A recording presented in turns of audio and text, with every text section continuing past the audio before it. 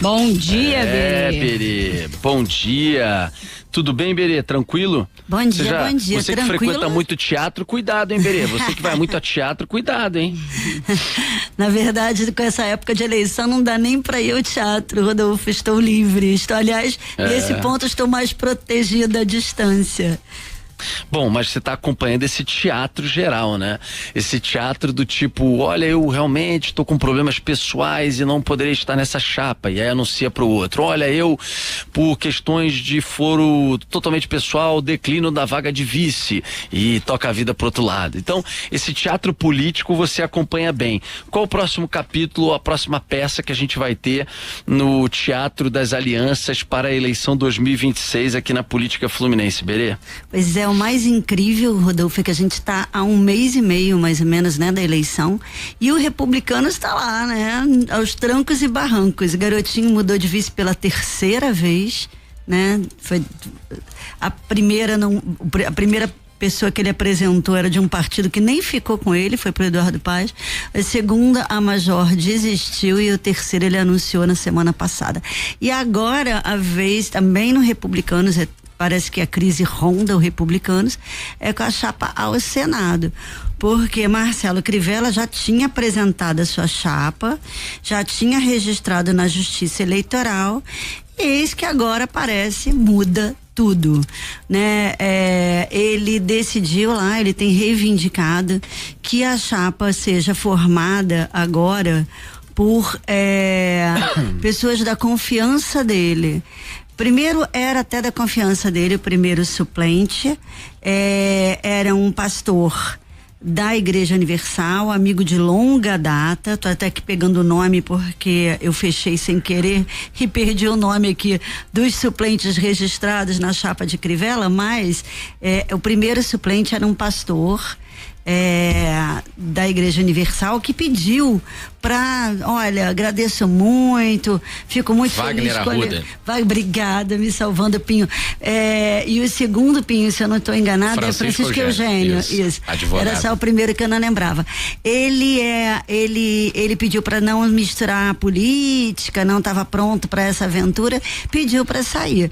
E aí juntou a fome com a vontade de comer, porque Crivella, nos sonhos dele, os suplentes seriam a vereadora Tânia Bastos e o filho dele, que tem o mesmo nome, Marcelo Crivella, mais conhecido como Marcelinho. Tudo em casa, né? Em família. Tudo em casa.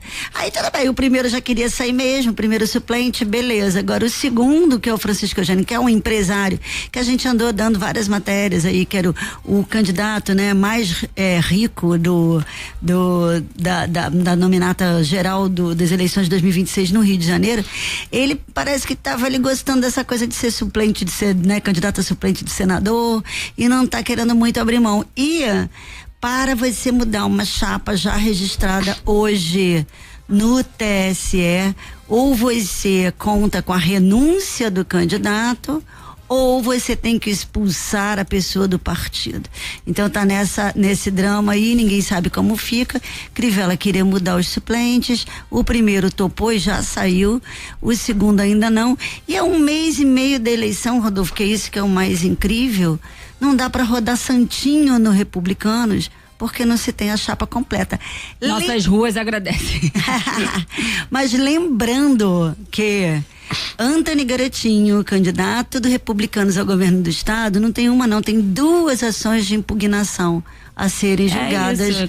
Que pé tá isso, Berê? Então, as duas, primeira ação de impugnação protocolada na Justiça Eleitoral, Agatha, foi do PSD, da coligação de Eduardo Paes. Aí, tá lá, normal, o adversário, né, contestar, é uma coisa até do jogo.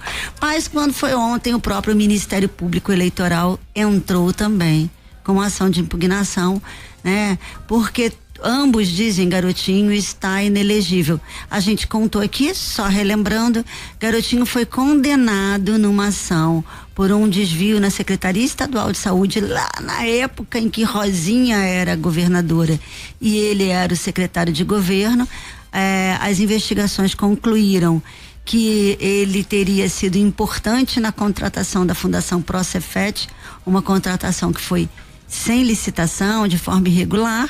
E aí veio, né? Quando chegou em 2018, ele foi condenado pela Justiça pelo Tribunal de Justiça, pela primeira instância. Recorreu, aí perdeu o prazo, mas não perdeu o prazo. Bom, resumindo, em 2025, né, o Supremo Tribunal Federal, então, recusou o último recurso dele e considerou, então, transitado em julgado. E aí tudo começou. Se ele estava inelegível por 8 anos, o prazo vale desde 2018, vale depois de transitado em julgado, vale quando ele perdeu o prazo para um recurso. Uma confusão, mas de certo é que há 2 ações contestando, pedindo à Justiça Eleitoral que não dê o registro de candidatura de Garotinho. Então, o Republicanos está aí com a cabeça de chapa contestada, com a chapa os suplentes na chapa do Senado em ebulição para trocar, né? E a campanha eleitoral a toda, né? A toda, já começou, agora a campanha curtinha, né, Agatha, aquilo que a gente comentou também aqui, que você tem uma campanha oficial muito curta, muito mais curta do que em tempos passados, mas em compensação tem uma pré-campanha gigante que não tem muita regra, ficou uma coisa meio bagunçada, mas agora tem regra, tem prazo e já está na rua. Temos campanha eleitoral, mas o pobre do Republicanos não tem nem como fazer o santinho. Agora, Berê, você falou do Garotinho, eu tava vendo no tempo real esses dias uma pendência também do Eduardo Paes, né? Relativa a algumas certidões, também para comprovar elegibilidade. No caso dele, é algo mais de entregar alguns documentos se tá tudo certo ou corre algum risco também? Olha, tem até uma coisa curiosa você tocar nesse assunto. Sim, o Eduardo Paes recebeu essa intimação e já apresentou os documentos, inclusive, atualizando a informação. Boa. Mas o que eu queria te contar é o seguinte: o Tribunal Regional Eleitoral expediu para todos os candidatos uma citação para apresentarem documentos, inclusive documentos que já tinham sido apresentados, entende? E aí foi curioso porque a gente tem ouvido os partidos reclamando que recebe essa intimação, reapresenta o mesmo documento que já estava lá e aí dão ok. Há uma suspeita de uso de inteligência artificial, mas pelo jeito não muito inteligente, no TRE para fazer essa checagem de documentos, fazendo os candidatos apresentarem de novo os documentos que já estão lá. Então isso é curioso. O Paes parece que foi um desses casos aí, porque eram documentos que não tinham, eram muito burocráticos e aí, mas já foram reapresentados. O partido inclusive já avisou a gente que já reapresentou, tá? Meu amigo, não tá fácil não, ainda mais com esse lançamento de campanha, aí um lado cobra, o Flávio Bolsonaro teve aqui cobrando fidelidade, tá indo pra cima de prefeitos pra cobrar fidelidade, porque muitos acabaram descambando pro lado de Eduardo Paes, ele quer que esteja do lado de Douglas Ruas, na chapa deles, enfim, a campanha do Rio de Janeiro tá começando, com muitas mudanças ainda de lado dessas últimas horas e dias. No momento, um cenário ainda favorável para Eduardo Paes, mas como a Berê falou, a campanha está se iniciando, essa campanha mais assim forte, aberta, objetiva, e a gente já viu a eleição no Rio de Janeiro mudar em 24 horas.